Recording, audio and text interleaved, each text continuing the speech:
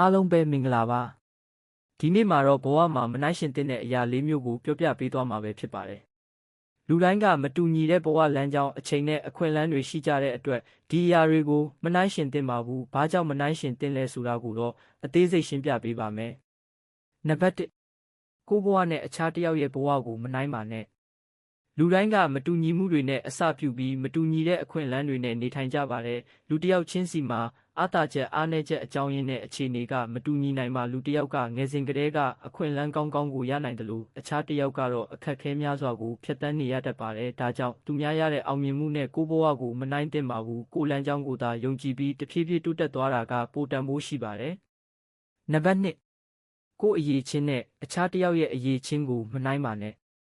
လူတစ်ယောက်ချင်းစီမှာပါရမီအရေးချင်းကမတူပါတစ်ယောက်ကတခြင်းဆိုတာကောင်းနိုင်တယ်လို့တစ်ယောက်ကစီးပွားရေးကိုကျွမ်းနိုင်ပါတယ်တစ်ယောက်ကစာတော်နိုင်တယ်လို့တစ်ယောက်ကလူမှုဆက်ဆံရေးပိုကောင်းနိုင်ပါတယ်ကိုယ့်ရဲ့အရေးချင်းကိုအခြားသူနဲ့နှိုင်းပြီးမကျေနပ်ဖြစ်နေမိတာကကိုယ့်စိတ်ကိုပင်ပန်းစေတတ်ပါတယ်အဲ့ဒါထက်ကိုယ့်အတွင်းရှိတန်ဖိုးကိုရှာဖွေပြီးတိုးတက်အောင်လေ့ကျင့်တာကပိုပြီးအသုံးဝင်ပါတယ်နံပါတ်3ကိုယ့်အောင်မြင်မှုနဲ့သူများအောင်မြင်မှုကိုမနှိုင်းပါနဲ့အောင်မြင်မှုဆိုတာတမျိုးတည်းမဟုတ်ပါတစုံတစ်ယောက်အတွက်အောင်မြင်မှုကငွေဖြစ်နိုင်တယ်လို့တစုံတစ်ယောက်အတွက်တော့စိတ်ချမ်းသာခြင်းမိသားစုပျော်ရွှင်ခြင်းတွေဖြစ်နိုင်ပါတယ်ကိုယ့်အောင်မြင်မှုကိုသူများနဲ့နှိုင်းယှဉ်တာကကိုယ့်စိတ်ကိုတာမကကိုယ်လားလာအတွက်လည်းအနုတ်လက္ခဏာကိုတက်ရောက်မှုရှိစေတတ်ပါတယ်ကိုယ့်အတွက်အောင်မြင်ခြင်းဆိုတာဘာလဲဆိုတာသိပြီးအဲ့ဒီအတိုင်းအဆင့်ဆင့်တိုးတက်သွားဖို့ပဲအရေးကြီးပါတယ်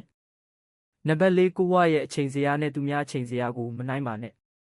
လူတစ်ယောက်က25နှစ်မှာအောင်မြင်နိုင်တယ်လို့တစ်ယောက်က40လောက်မှသာအောင်မြင်တတ်ပါတယ်ဘဝမှာအချိန်ဇယားတွေကမတူညီကြပါဘူးအချို့ကအမြန်စပြီးအချို့ကနောက်ကျမှစဖြစ်တတ်ပါတယ်ဒါပေမဲ့အရေးကြီးတာကသွားရလမ်းကိုမရက်ဖဲဆက်ပြီးသွားနေဖို့ပဲလိုအပ်ပါတယ်ကိုယ့်အချိန်ကိုယုံကြည်ပါဘဝကတစ်ယောက်ချင်းစီအတွက်စီစဉ်ထားတဲ့အချိန်တွေရှိတတ်ပါတယ်